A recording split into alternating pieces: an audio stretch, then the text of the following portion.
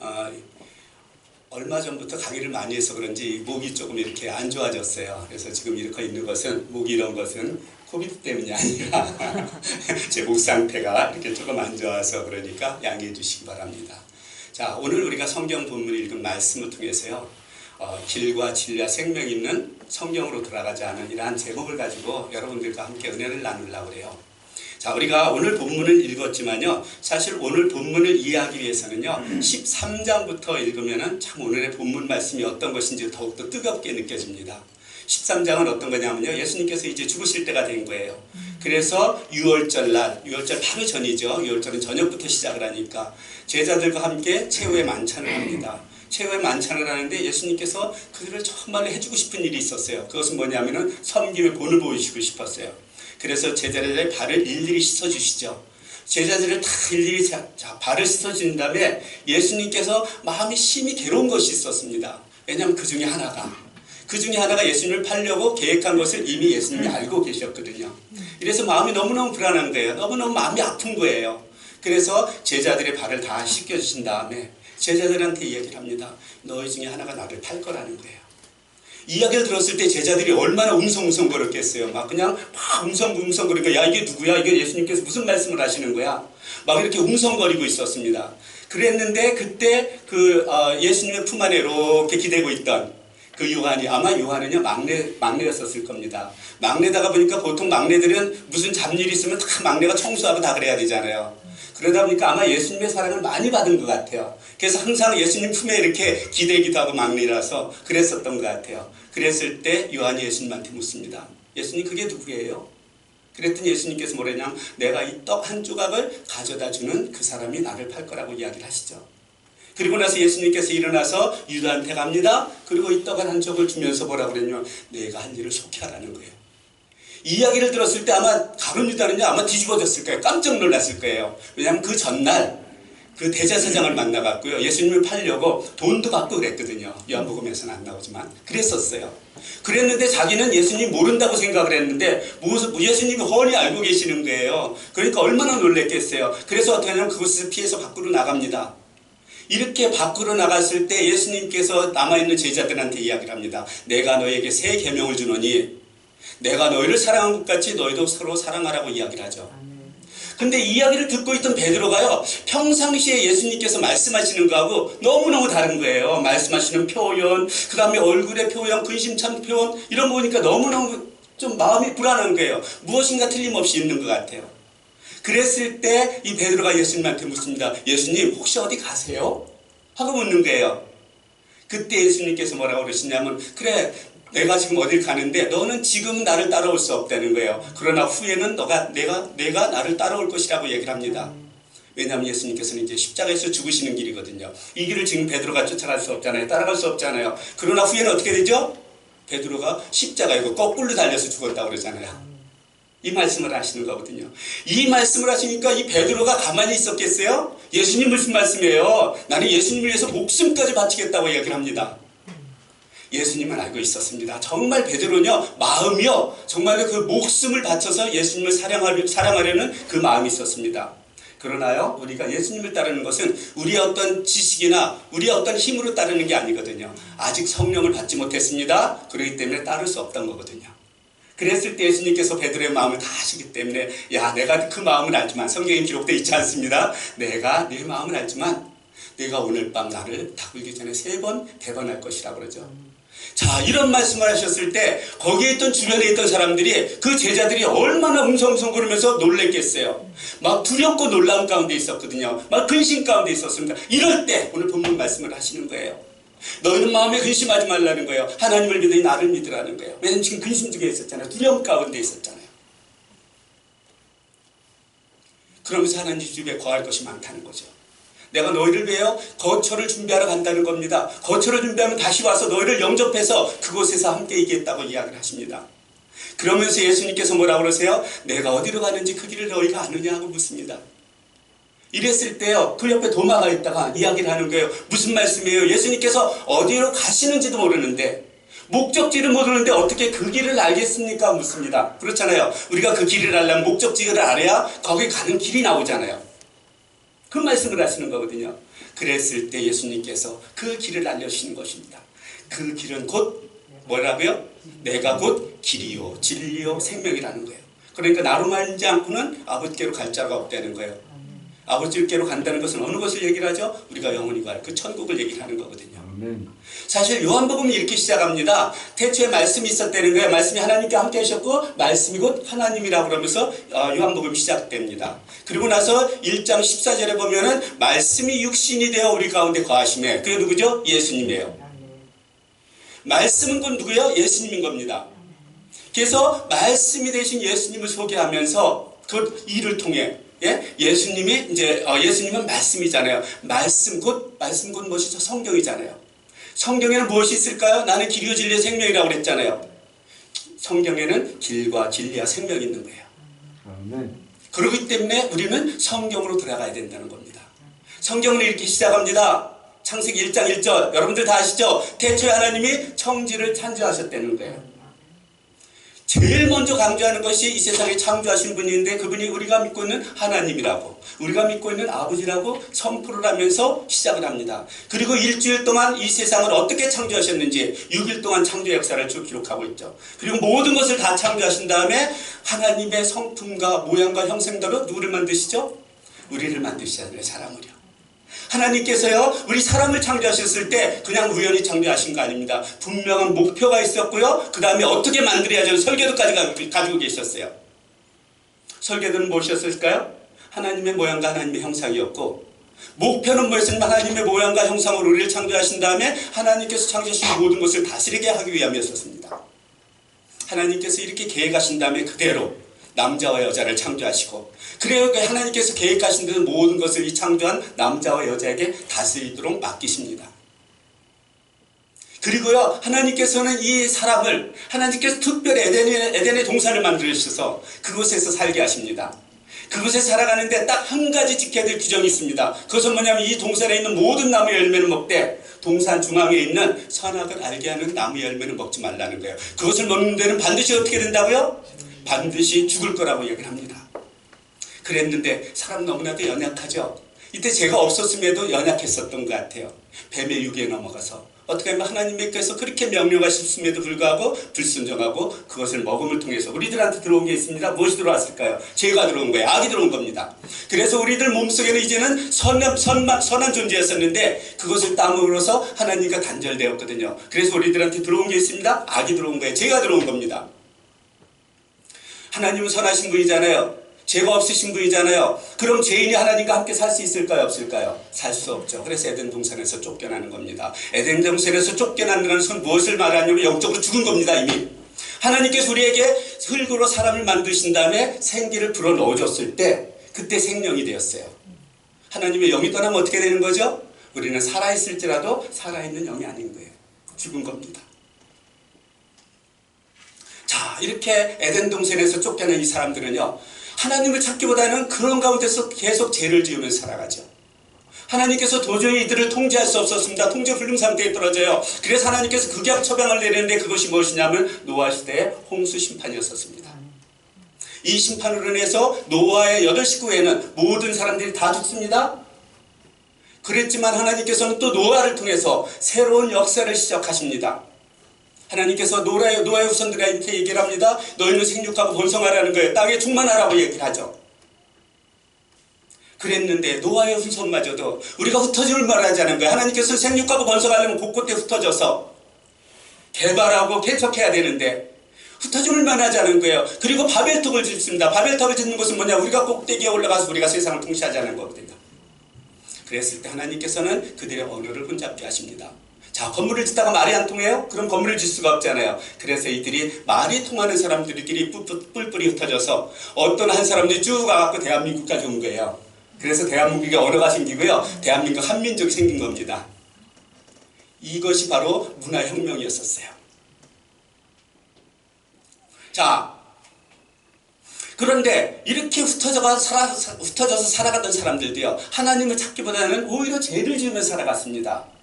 하나님께서는 마음이 안 됐어요. 그래서 안 되겠다. 내가 우리나라를 위해서 하나님 나라를 위해서 한 사람을 선택해야지 하면서 선택한 사람이 있는데 그가 바로 아브라함입니다. 하나님께서는 아브라함을 선택하신다면 뭐라 그러죠? 너는 너의 고향과 친척과 아버지의 집을 떠나서 내가 보여줄 땅으로 가라고 합니다. 보여주지도 않았습니다. 그래서요, 그 히브리서에 보면요, 아브라함은 갈 바를 알지 못하고 그것을 떠났다고 이야기를 하고 있죠. 이게 하나님의 말씀이었었습니다. 그리고 나서 그 알바를 마치고 이렇게 떠났는데 그곳에 도착했을 때 하나님께서 그에게 은혜를 주십니다. 사실 제가 시간이 있으면은 창세기 12장 1절부터 3절까지 읽으면 참 좋아요. 그 내용은 이런 겁니다. 하나님께서 조금 전에 1절은 제가 말씀드린 대로 그 땅을 아버지의 집을 떠나라는 거고요. 둘째 절은 무엇을 얘기하냐면요. 이런 얘기가 있습니다. 너는 내가 너로 큰 민족을 이루고 너를 창대하게 하리니 너는 복이 될 것이라고 이야기를 합니다. 이건 아브라함한테 말씀하신 거예요. 그런데 지금 제가 이 이야기를 했을 때 아브라함이 들었어요? 여러분들은 안 들었어요? 이 성경은요, 지금 듣고 있는 그 독자한테 얘기를 하는 겁니다. 비록 그 당시 아브라함에게 이야기했을지라도 아브라함한테 이야기를 하는 게 아닌 거예요. 바로 지금 여러분들, 듣고 있는 여러분들한테 말씀하시는 거예요. 그러니까 성경이 살아있는 겁니다. 왜냐하면 그것이 나한테 영향력을 주기 때문에. 그리고 3절에서는 뭐라고 그러죠? 너를 축복하는 자는 내가 복을 주고요, 너를 저주하는 자는 하나님께서 저주하시겠대요. 그럼 여러분들 축복받고 싶어요? 저주받고 싶어요? 그러면 어떻게 해야 되죠? 남을 축복하는 거예요. 다 축복하면 하나님께서 누굴 축복해 주신다고 그랬어요? 나한테 복을 주신다고 그랬어요. 여러분들 저주받고 싶어요? 남 저주하세요. 그러면서 말씀하시죠. 이 땅 모든 족속이 너로 말미암아 복을 받을 것이라고 이야기를 합니다. 아멘. 여러분들 이 땅의 모든 족속이요, 여기 주께로 계시는 성도님 한 분 한 분 때문에 복을 받는 그런 놀라운 역사가 일어나길 바랍니다. 아멘. 아브라함은요, 이렇게 하나님의 명령을 했을 때요, 조금도 주저하지 않고 그것을 떠납니다. 그리고 가나안 땅에 도착했을 때 하나님께서 가나안 땅에서 아브라함에게 여러 가지 언약을 주십니다. 내가 이 땅을 너와 내 자손에게 주겠다고 얘기를 합니다. 이때는 이스마엘도 낳기 전에요, 아들이 아무도 없을 때예요. 그럼에도 불구하고 내 자손이 하늘의 별과 같이 많게 하겠다는 거예요. 아브라함이 이렇게 하나님이 말씀하시니까 어떻게 해서 믿었잖아요. 그 믿음을 하나님께서 의롭게 여겼다고 이야기를 하고 있습니다. 그랬는데요, 황당한 일이 벌어지죠. 아브라함은 아직 아들 하나도 없는데요, 내 자손이요 400년 동안 이방에 객이 되어서 그들을 섬길 거라는 이야기를 하십니다. 그리고 나서 너희가 거기서 나올 때 빈손으로 나오지 않냐고 큰 재물을 가지고 나올 거라고 이야기를 하십니다. 이 말씀이요, 이제는 창세기부터요, 그 이후에 아브라함에게 언약했던 모든 말씀이 이루어지는 것을 우리들이 볼 수 있습니다. 성경 전체는요. 자, 아브라함은요, 그 아브라함의 손자가 누군지 아시는 분? 아브라함의 손자가 누구세요? 이런 몰라, 그죠? 아들 이삭, 그러고 이삭의 아들 야곱은 아는데 아브라함의 손자 그러면 누군지 아무도 모르죠. 아브라함의 손자가 누구예요? 야곱이죠. 야곱에는 12아들이 있었습니다. 그 중에 11째 아들은요, 야곱이 가장 많이 사랑하는 사람이었어요. 근데 17살 때 행방불명이 됩니다. 죽었는 줄 알았어요. 그러나 그로부터 22년 후에 애굽의 총리가 됐다는 소식을 듣죠. 그래서 그 애굽의 초청을 받아갖고 야곱이 자기 식구 모두를 데리고 애굽으로 내려갑니다. 애굽에서 내려갔고 거기에서 약 300년, 350년 정도 지났을 때 이스라엘 민족은요, 아브라함에게 언약하신 그대로 큰 민족이 된 거예요. 그러나 문제가 생겼어요. 하나님께서 그들을 인도해내야 되는데 이들은 종과 노예로 있었기 때문에 인도해낼 만한 지도자가 없었습니다. 그랬을 때 하나님께서 한 사람을 태어나게 하시죠. 누구죠? 모세가 태어납니다. 모세는요, 그 당시에 종으로 살고 있던 히브리 아들로 태어나지만 하나님께서 계획하신 바가 있잖아요. 그래서 어떡하죠? 그 바로 왕의 딸로 하여금 그 모세를 양자로 삼게 하고요, 이제는 히브리 종으로 살아가는 게 아니라 궁중에서 왕이 받는 그러한 지도자 교육을 받습니다. 이게 하나님의 계획이에요. 왕이 되는 지도자 교육을 받는 거예요. 그리고 40년 동안 교육을 딱 받으니까 모세가 자신감이 생겼습니다. 이제는 내가 우리 민족을 위해서 그래도 무언가 할 수 있어. 그런 생각을 한 거예요. 그래서 어떻게 이제 애굽 사람을 죽이잖아요. 그리고 모래 가운데 파묻잖아요. 자기는 완전 범죄라고 생각했는데 세상에 완전 범죄가 있습니까? 없습니까? 없죠. 그들 통일하죠. 그러니까 바로 왕이 죽이려고 그러니까 도망갑니다. 도망가서 요단강을 건너서 미디안으로 가죠. 미디안으로 가서 한 여자를 만납니다. 슈프라라는 여인을 만나서 그곳에서 이제 처가살이를 시작을 합니다. 여러분들 생각해 보세요. 저 며칠 전까지만 해도 애국 궁중에서 왕자 같은 대우를 받던 사람이 이제는 미디안 광야에 가서요 처가살이를 하는 그런 신세가 된 거예요. 이것도 하루 이틀이 아니었습니다. 40년간을 그렇게 처가살이를 하죠. 이 기간은요 저는 하나님께서 모세의 그 자아를 죽이는 시간이라고 생각을 했었습니다. 아멘. 자기가 무엇인가 할 수 있다고 생각했잖아요. 40년 동안 미디안 광야에서요 말도 안 통하는 곳에서 광야 생활을 하다 보니까 이 사람은요 이제는 나는 아무것도 아니고 난 노바디야, 나는 아무것도 할 수 없는 그런 무능한 존재야, 그것을 깨달았습니다. 하나님께서는 이때 들어서세요. 그때 하나님께서 떨기가 나무 가운데 나타나셔서 그에게 소명을 주시잖아요. 그 소명은 뭐죠? 모세가 받은 소명은요 뭐 다른 거 하나도 없습니다. 애굽 땅에 종으로 살고 있는 이스라엘 민족들을 인도해내는 것이었습니다.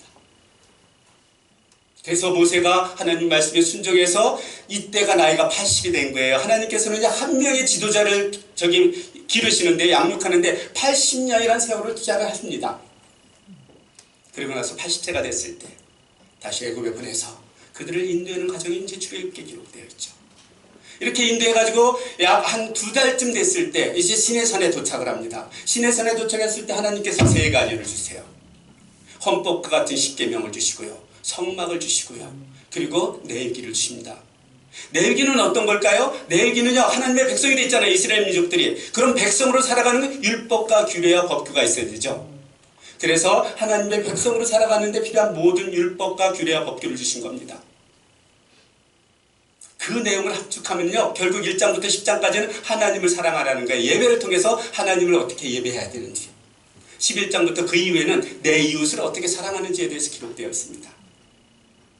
그리고 나서 이 말씀대로, 이 내일기에 있는 말씀대로 순종하면 무엇을 받고? 복을 받고, 불순종하면 무엇을 받는다고요? 벌을 받는다고 이야기를 하죠. 그래서 여러분들 복 받고 싶으세요? 내일기 부지런히 읽으세요. 그래서 하나님 어떻게 예배할 건가? 하나님과 어떠한 관계를 맺을 건가? 또 내 이웃을 어떻게 사랑하며 살아갈 건가? 사랑하며 살아가면은 누가 복을 주신다고 그랬어요? 하나님께서 복을 주십니다. 자, 이러고 나서 이제는 그 시내산에서 이렇게 3가지를 받은 다음에 그것에 머무는 것이 목적이 아니었잖아요. 가나안 땅을 정복해야 되잖아요. 그래서 하나님께서 이제 시내산을 떠나서 이제 가데스 바네아라는 곳에 가라고 합니다. 그래서 북쪽으로 올라가서 가나안 땅을 정복하라고 그러죠. 이때는 이미 성막도 완성됐을 때였었습니다. 그래서 이들이 가데스 바네아에 도착했을 때 하나님께서 가나안 땅을 정복하라고 그러니까 이스라엘 민족들이 그러는 거예요. 거기 어떻게 땅이 어떤지 그들 민족이 어떤지 모르니까 정탐꾼을 보내자고 합니다. 그래서 12지파에서 한 사람씩 선택해서 12명의 정탐꾼을 보내죠. 40일 동안 정탐꾼이 돌아와서 정탐하고 돌아와서 부정적인 보고를 했어요, 긍정적인 보고를 했어요. 갈렙과 여호와스를 제외한 나머지 사람들은 부정적인 보고를 하죠. 이것 때문에 이스라엘 백성들이 또 들고 일어납니다. 그래서 이것 때문에 또 하나님을 불순종하죠. 하나님께서 이때 진노하셨습니다. 사실요 모세에게 그래서 이 민족을 다 죽이고 너로 하여금 나 새로운 민족을 만들겠다고 이야기를 하셨어요. 그랬는데 그때 모세가 중보기도를 했거든요. 그래서 모세의 중보기도를 통해서 하나님께서 그 백성을 멸하지 않으셨습니다. 어떻게 제사은 받았지만 그들이 제삭은 치러야 되잖아요. 그래서 이때부터 40년 동안 광야에 유리하게 하는 거예요. 광야 동안 40년의 광야 생활을 시키는 것은요 하나님께서 목적이 있었습니다. 그것은 뭐냐면 광야에서 하나님의 백성이 어떻게 되는지 훈련을 시키는 것이었어요. 그것이 민수기에 잘 기록되어 있죠. 이렇게 모든 훈련이 다 끝났습니다. 그래서 이제 하나님께서는 가나안 땅을 정복해야 되니까 이제 요단강 동편 모압 땅으로 그를 보냅니다. 지금 말하면 그 요르단이요. 요르단으로 보내는 거예요. 그곳에 도착했을 때 그곳에 있던 바산 족속과 아모리의 땅들을 다 모세가 점령을 합니다. 그리고 나서 이제 가나안 땅 요단강을 건너서 가나안 땅을 점령해야 되는데 모세는 그곳에 들어갈 수 없었습니다. 그래서 모세가 유언처럼 가나안 땅을 정복할 그 후세들에게 유언처럼 남기는 말이 어디에 있냐면 신명기에 기록되어 있어요. 신명기에 있는 기록되어 있는 말씀은요 딱 한 절로, 제가 한 구절로 요약하면 이런 겁니다. 너희가 가나안 땅에 들어가면은 이방 여인과 혼인하지 말고 우상을 섬기지 말라는 거예요. 그러면서 하나님만을 신실하게 섬기며 살아가라고 신신당부하는 것이 이것이 무엇일까요? 신명기예요. 신명기를요 한 문장으로 함축하면 이러한 내용이 있는 겁니다. 이렇게 모세는요 유언과 같은 그런 설교를 마치고 결국 느보산에서 죽죠. 느부갓네살 죽은 다음에 이제 그 후대를 잇는 사람이 여호수아입니다. 여호수아는 이제는 지도자가 되어서 요단강을 건너서 약 20년 동안의 정복 전쟁을 하는데요. 그리고 가나안 땅을 다 정복한 다음에 그 땅을 제비 뽑아서 나눠줍니다. 그리고 나서 여호수아 뒤에는 뭐가 있죠? 사사기가 있죠. 사사기는 어떤 거냐면 이제 가나안 땅에 들어갔잖아요. 이들이 어떻게 살아갔는지 그들의 삶의 형태를 보여주는 거예요. 어떠한 삶을 살아가고 있는지. 모세가 그렇게 신신당부했음에도 불구하고 이스라엘 민족들은 가나안 땅에 들어갔어요. 결국 이방인들과 혼이 나고요. 결국 우상을 섬기고 결국 하나님을 버린 것이었었습니다. 이렇게 이들이 하나님을 떠나서 타락하며 살아갈 때 하나님께서 이들을 심판하십니다. 그럼 이들이 회개하죠. 그럼 하나님께서 사사를 보내서 이들을 구원해 주십니다. 이러한 이야기가 12번에 걸쳐서 일어나는 것이 이 사사기의 내용이에요. 자, 우리가 사사기는요, 하나님의 백성들이 하나님께서 주신 그 약속의 땅 가나안 땅에서 이렇게 제약된 모습으로 살아가고 있는 것을 이야기한다면 그 뒤에 아주 작은 책 하나가 있습니다. 룻기. 룻은요 모압 사람이었었습니다. 이방 여인이었었어요. 하나님을 알지 못하던 그런 이방 여인이었었는데 그의 시어머니 때문에 복음을 받아들이게 되잖아요. 그래서 룻기를 읽다가 보면 참 사랑 이야기가 많습니다. 고부간의 사랑 이야기, 또 보아스와 사랑 나눠갖고 만약에 그 신데렐라 같은 그런 역할을 감당하는 게 사실 룻기에 기록되어 있습니다. 근데 룻기에서는 과연 이러한 사랑 이야기하는 것에 만족하냐는 거예요. 아니요, 그보다 더 중요한 게 있습니다. 그것은 뭐냐면 이제 이 땅에서 정말 그 이스라엘 민족들을 정말 왕국을 이루는 아주 훌륭한 사람이 한 사람 나와야 되는 거예요. 누굴까요? 다윗 왕자가 나와야 되잖아요. 그래서 룻기에서는요 4장 18절부터 아마 20절까지 기록되어 있을 거예요. 그래서 유다가 자기 며느리 다말에게서부터 쌍둥이를 낳죠. 세라와 베레스라는 쌍둥이를 낳잖아요. 베레스의 족부가 납니다. 베레스는 헤스론을 낳고 헤스론은 남을 낳고 남은 암미나답을 낳고요. 암미나답은 나손을 낳는데 나손이 누구냐? 민수기 1장에 보면요 유다 지파의 최고 우두머리였었습니다.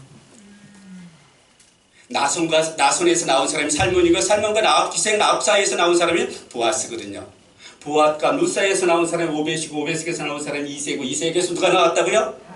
다윗이 나왔다는 거예요. 그래서 다윗이 얼마나 뼈대 있는 집안인지 그걸 소개하는 거예요.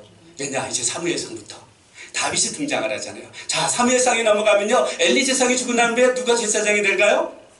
사무엘이 제사장이 되잖아요. 사무엘이요 제사장 할 때는 하나님께서 그와 함께 하셔갖고요 정말 평강을 누렸습니다. 그런데 사무엘도 나이가 먹은 거예요. 그래서 자기 아들한테 제사장을 세웠더니 이 요엘과 아비야라는 그런 아들이 있었는데 이들마저도 뇌물을 받고 재판을 그릇되게 하는 거예요.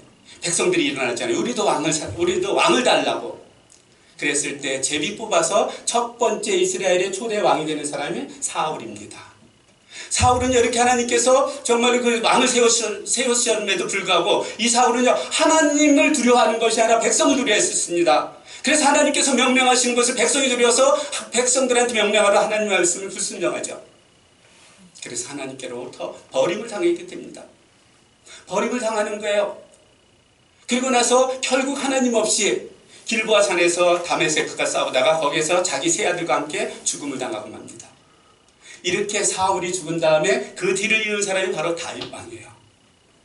자, 다윗은 왕이 되니까요. 다윗은 하나님의 마음에 합한 자였었습니다. 하나님이 참 좋아하시던 그러한 다윗이었잖아요. 그러다 보니까 나라가 점점 강성해지는 거예요. 우리가 사무엘 하를 보면요. 다윗 왕정 때 얼마나 강성했는지를 잘 보여주고 있습니다. 다윗도 나이 먹으면 죽어야 되잖아요. 다윗을 이어서 나오는 사람이 누구죠? 솔로몬이죠.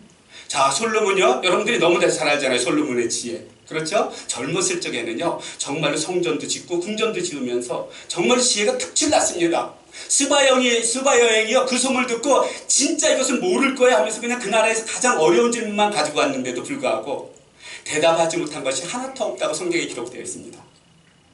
이만큼 지혜가 많던 이 솔로몬이요. 나이가 먹으면서 판단력이 흐려지기 시작을 하죠.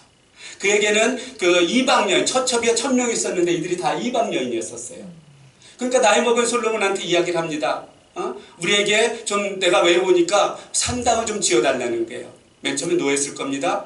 그러나 젊은 후처가 늙은 할아버지한테 그것을 보태면은 몇 번 정도 노할 수 있을까요? 뭐 한두 번은 할 수 있겠죠. 하나를 지어줍니다. 그럼 다른 사람이 또 다른 사람이 처첩이 몇 명이요? 1000여 명. 그럼 하나씩만 지어도 예루살렘에 산당이 몇 개 있었을까요? 1000개가 된 거예요. 이 거룩한 예루살렘 성이요 우상 천국이 된 겁니다. 이 죄 때문에 그의 아들 르호보암 때 이스라엘의 남과 북으로 나눠집니다. 우리 대한민국처럼. 그래서 분열왕국이 되죠. 자, 북이스라엘의 초대 왕은 여로보암이었었습니다. 이 사람은요, 가만히 자기가 왕이 됐는데, 우연히 왕은 됐는데 걱정이 있는 거예요. 왜냐하면 이스라엘 민족들은 3대 절기가 있습니다. 무엇일까요? 유월절과 칠칠절과 그 다음에 초막절. 이 세 절기는요, 일주일 동안 예루살렘에 가서 하나님께 제사를 드려야 했습니다.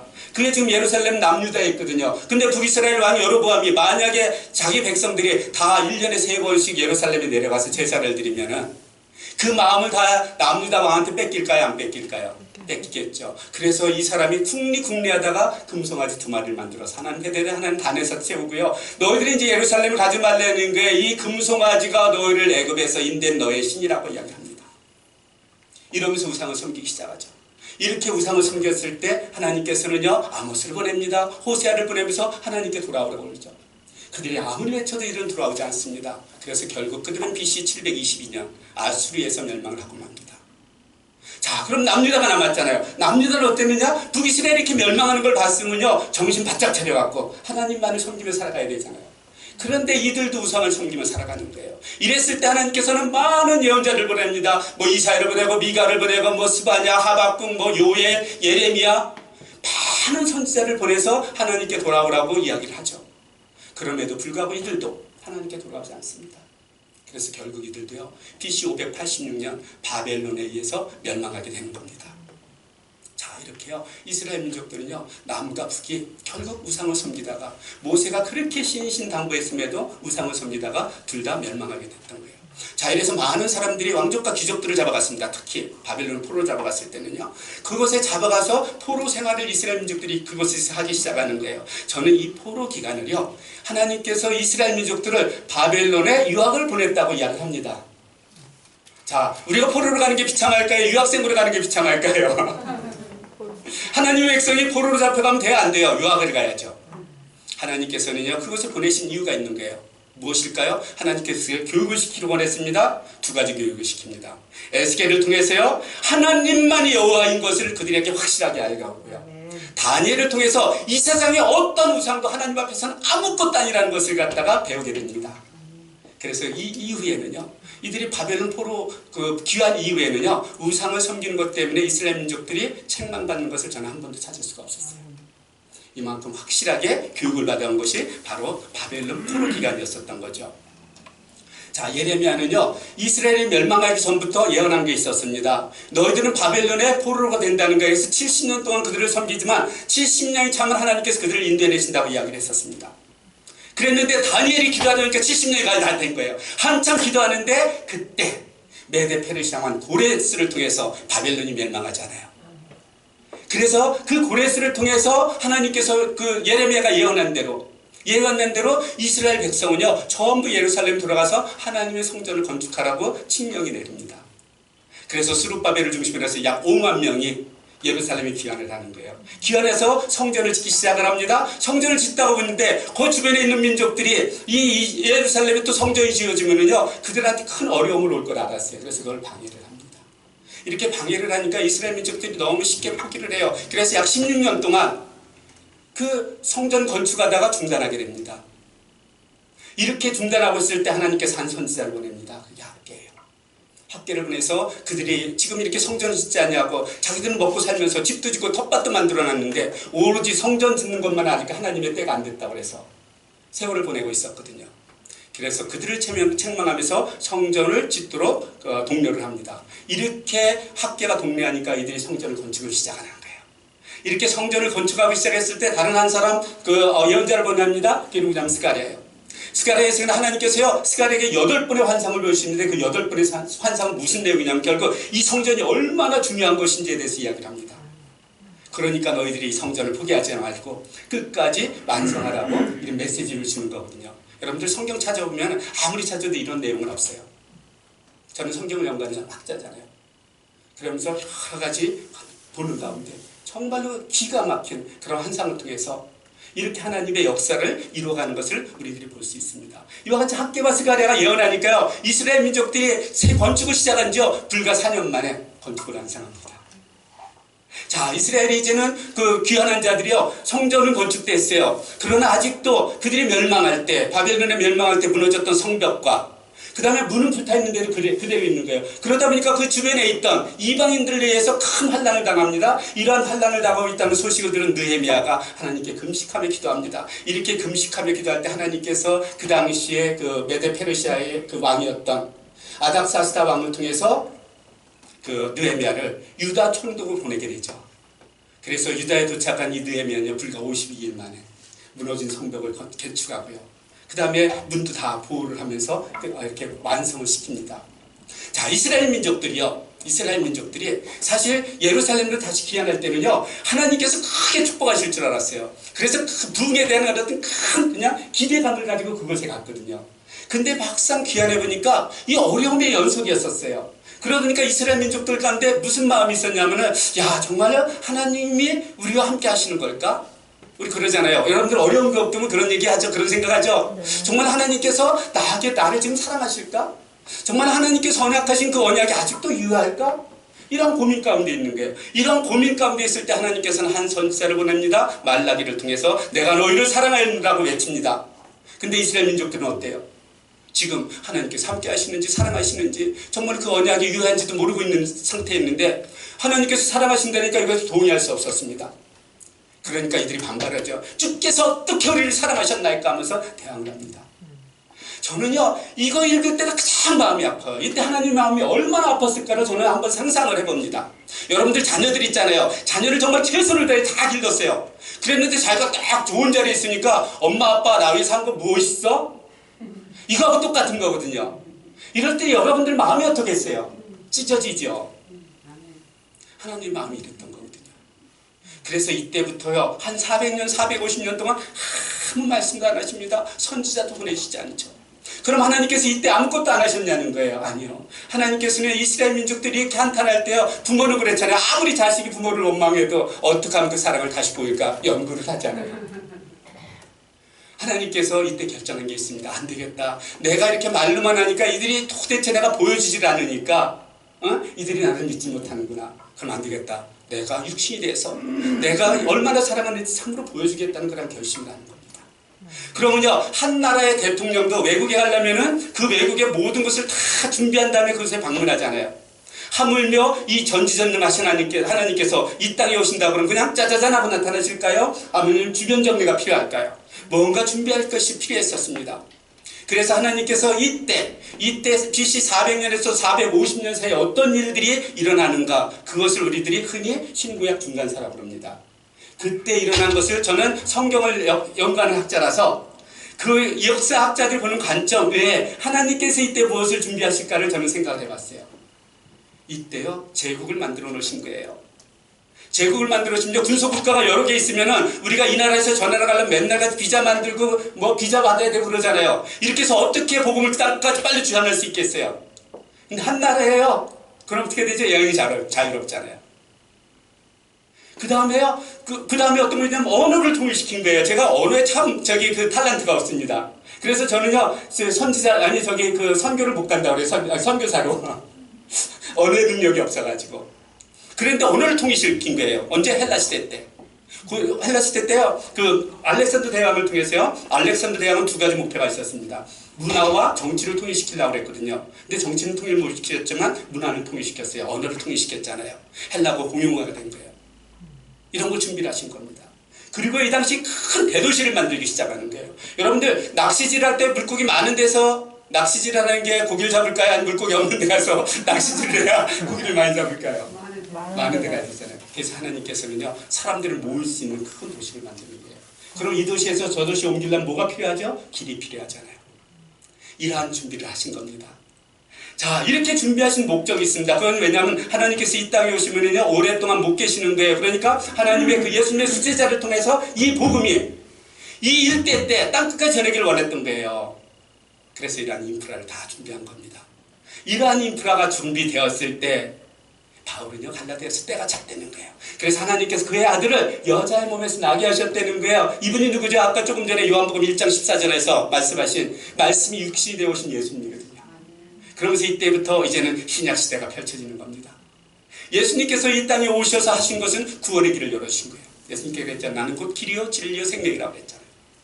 그 길을 갖다 구원의 길을 주신 것입니다. 그 구원의 길은 무엇이냐면요, 십자가에서 죽으시고 부활하신 예수님을 믿는 거예요. 나의 구주로. 그럼 우리들이 어떻게 되죠? 의인이라 칭함을 받는 겁니다. 죄인이었었어요. 죄값은 사망이잖아요. 하나님께서는 의인이라는 거예요. 내가 죄값을 지불해줬다는 거예요. 그러니까 이제는 우리가 죄인이 아니라 의인으로 살아가는 거거든요.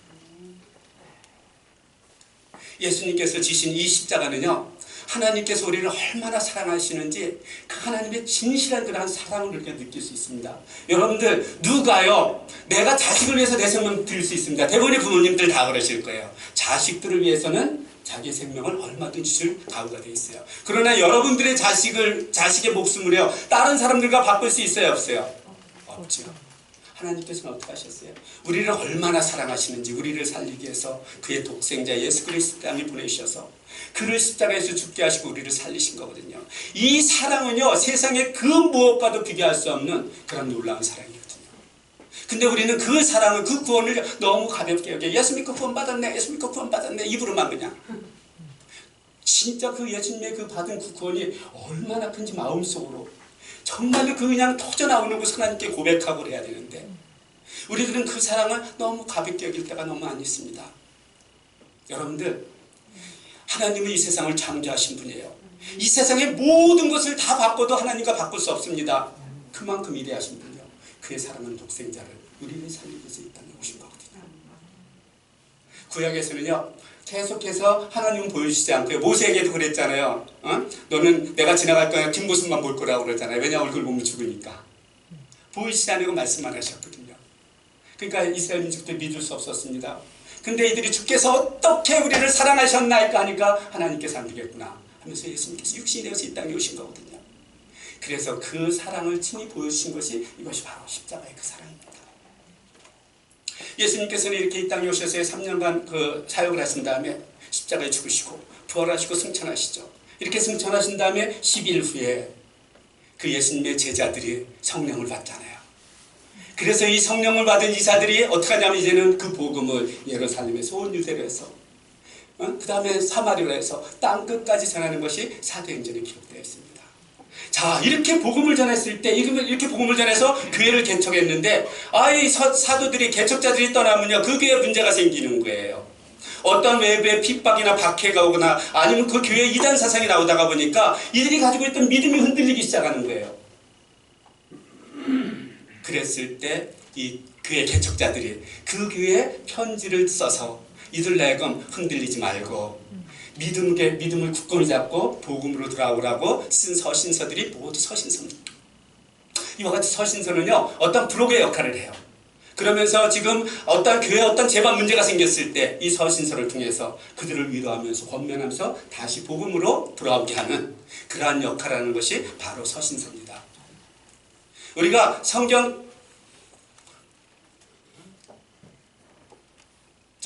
우리가요, 성경은 전체 66권으로 되어 있죠. 66권으로 되어 있으면요, 여러분들 책을 읽었을 때 맨 앞에는 뭐가 있죠? 서론이 있고 본론이 있고 맨 뒤에는 뭐가 있죠? 결론이 있죠. 자, 성경 66권입니다. 맨 앞에 뭐가 있죠? 창세기가 있죠. 창세기는 서론과 같은 거예요. 그래서 이 인류의 시작을 이야기를 하고 있습니다. 그럼 제일 마지막에 뭐가 있어요? 요한계시록은 뭘까요? 결론이죠. 예, 요한계시록은 결론과 같은 거예요. 성경 66권에. 이 인류가 어떻게 멸망할고 어떻게 새하늘과 새 땅, 새 예루살렘이 시작하는지에 대해서 이야기를 하고 있습니다. 여러분들, 요한계시록 하면 제일 먼저 떠오르는 게 뭐예요? 이제까지요. 심판의 책. 무섭다. 읽어도 이해가 안 된다. 제가요, 한 번에 요한계시록 좀 제가 이해하려고 20번을 요한계시록만 읽은 적이 있어요. 그럼 좀 이해할 줄 알았어요. 아무리 읽어도 모르겠더라고요. 자, 여러분들, 이제까지 요한계시록이 무섭고 심판의 책이라고 생각했으면 여러분들 제가 딱 한 가지 질문할게요. 자, 하나님은 사랑의 하나님입니까? 심판의 하나님이십니까?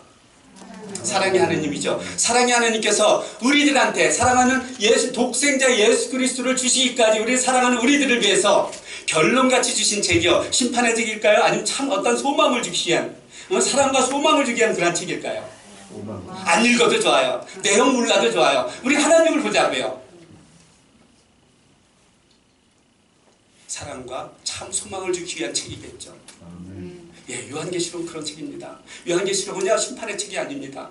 우리들 하여금 지금 이 당시에는요 로마 황제가 누구였냐면 도미티안이라는 사람이었었습니다. 이 사람은요 그러니까 네로의 그 핍박 이후 기독교를 가장 많이 핍박한 그런 마음이었었어요. 황제였었어요. 황제 숭배 사상을 갖다 강요하는데 황제 숭배를 하려면 감옥에 넣기도 하고 죽이기도 하고 뭐 별의별 짓을 다 했었습니다. 그러다 보니까 그 당시에 기독교인들은요, 다른 종교들은요 다 그냥 황제 숭배할 수 있습니다. 누구만 못할까요? 참 크리스찬들. 가짜는 다 할 수 있어요. 쭉정이는 다 할 수 있습니다. 참 크리스찬들은 그것을 할 수 없잖아요. 그러니까 어떻게 하냐면은 이때부터 핍박이 오기 시작을 하거든요. 그러니까 아주 믿음이 확고한 사람은 흔들리지 않는데 그래도 연약한 많은 사람들이 있잖아요. 이 사람들이 흔들리기 시작을 하죠. 그럼 이들을 죽게 해야 돼요? 살려야 돼요? 살려야 되잖아요. 그래서요 요한계시록 3장 4장에 보면은요 4장 5장에 보면은요 영광된 미래의 그 예배 장면이 나옵니다. 그러면서 소망을 주는 거예요. 너희들이 지금 어떠한 환난과 고난을 받을지라도 너희들이 그것을 배역하지 않냐고 끝까지 믿음을 지키면은 이 예배자 가운데 하나가 된다는 거거든요. 그러면서 지금도 이 환난 가운데 너무 힘든데 앞으로 이보다 더 큰 환난이 있다고 이야기를 합니다. 그러면서 7개 인이 나오고요, 7 나팔이 나오고요, 7개 진노의 그 대접이 나오는 거거든요. 그럴지라도 너희들은 배역하지 말고 끝까지 인내하면서 믿음을 지키라고 이야기를 합니다. 아멘. 그랬을 때 우리가 거할 새하늘과 새 땅, 예루살렘이 얼마나 아름다운지 20장부터 22장까지 나가는 거예요. 이 세상에 어떠한 건물도 다이아몬드나 보석으로 지을 수 있어요, 없어요? 여러분들이 앞으로 미래에 거할 것은요 다 다이아몬드와 보석으로 지은 집에서 삽니다. 길도 다 황금으로 되어 있는 길이에요. 저는요 이제까지 하나님께서 예언하신 구약에 있는 모든 말씀이 다 이루어져서 이루어지지 않았어요. 다 이루어졌죠. 그렇기 때문에 요한계시록에서 예언한 이 모든 말씀도 그대로 이루어진다고 저는 믿습니다. 아멘. 우리들의 거할 것이 어느 곳이라고요? 뭘로 지어졌어요? 다이아몬드와 보석으로 지어진 거예요. 그것을 보여주면서 이야기를 하는 겁니다. 너희들이 지금 여기 인생 아까 우리 기도하실 때 그랬잖아요. 인생 기도 뭐 강건 70이요, 강건은 80이라고. 아니 요즘 뭐 100세, 120세대 산다 그래요. 그것이 영혼에 비하면은요 한 먼지 한 톨도 되지 않습니다. 그렇죠? 그러나 이 먼지 한 톨도 안 되는 이 시간 동안에 우리가 하나님을 배역하지 아니하고 끝까지 믿음을 지키면 영원히 하나님과 함께 그곳에서 영광을 누리며 살아가는 거예요. 이것이 보여주는 것이 바로 이 요한계시록에 기록되어 있는 거예요. 아멘. 성경은 어떻게 보면 돌아오는 탕자 이야기 같습니다. 아들이 나가잖아요. 아버지는 알잖아요. 그가 나가면 틀림없이 다 허랑방탕하게 쓰고 돌아올 걸 알고 있었어요. 그래서 아마도 그 아들이 나가자 얼마 안 된다부터요 저녁마다 나가서 이렇게 기다렸던 것 같아요. 이게 하나님의 마음이에요. 하나님의 백성들이요 하나님께 돌아오기를 지금도 간절히 기다리고 있습니다. 그것을 우리들이 성경을 통해서 알 수 있는 거예요. 오죽 답답했으면 하나님의 독생자 예수 그리스도를 보내시기까지 지금 이렇게 기다리고 있겠어요. 이것이 바로 성경인 겁니다. 이와 같이 성경에는 뭐가 있어요? 길이 있잖아요. 어디는 길? 천국으로 가는 길. 진리가 있잖아요. 영원히 변하지 않는 진리 예수 그리스도가 있죠. 생명이 있잖아요. 여러분들 생명이란 건 뭐냐면요 우리가 포도나무 비유 나오죠. 포도나무 비유를 갖다가 자르면은요 포도나무를 자르면 어떻게 되죠? 죽는 거예요. 그래서 우리는 어디에 붙어 있어야 된다고요? 가지에 붙어 있어야 되는 거예요. 그래서 예수님과 붙어 있으면은 우리가 영생을 누리고 하나님과 떨어지면은 죽는 거예요. 이와 같이 성경에는 길과 진리와 생명이 있는 거예요. 그러니까 우리가 어디로 돌아가야 될까요? 성경으로 돌아가야 된다는 거예요. 성경으로 돌아간다는 건 어떤 거냐면 그냥 성경 하다는 거 나 이 성경 읽었어. 이게 성경으로 돌아가냐는 거예요. 아니요. 성경으로 들어간다는 참된 의미는 무엇이냐면요. 내가 성경 중심적으로 살아가야 되는 거예요. 말씀 중심적으로 살아가야 되는 겁니다. 그리고 말씀을 읽었을 때 정말 문자적으로 지식적으로 읽는 것이 아니라 그 속에서 하나님께서 말씀하시는 그 의도와 뜻. 제가 학과 운영하는 게 하마통독학교입니다. 하나님의 마음을 알아가는 성경 통독학교 약자인데요. 진짜라는 것은 우리가 하나님의 마음을 알았을 때 이때 진정으로 우리는 성경을 읽은 것입니다. 아멘. 그래서 여기 계시는 분들은요 말씀 중심으로 살아가시길 바랍니다. 아멘. 그 말씀을 정말 우리가 피상적으로 읽는 것이 끝나는 것이 아니라 정말 하나님께서 이런 말씀하셨을 때 어떠한 의도와 어떠한 뜻으로 말씀하시는지 깊이 깨달아서 정말 하나님께 기쁨이 되었으면 그런 삶이 되었으면 얼마나 행복하겠어요. 하나님께서 아마 기뻐서 춤추실 거예요. 하늘나라에서. 여러분들 자녀들이 행복하게 살아갈 때 부모가 춤추잖아요. 그래서 우리는 말씀과 함께 이렇게 행복하게 살아갈 때 하나님께서 춤추실 것이라고 저는 믿습니다. 모세가 신신당부하듯이 제가 여러분들한테 신신당부합니다. 여러분들 성경에는 길과 진리와 생명이 있습니다. 성경을 붙잡으세요. 성경을 붙잡으시고요. 그 성경과 함께 말씀과 함께 그리고 예수님과 함께 주님과 함께 건강하고 행복하게 살아가시는 여러분들 되시기를 간절히 바랍니다. 자, 기도하고 마칠게요.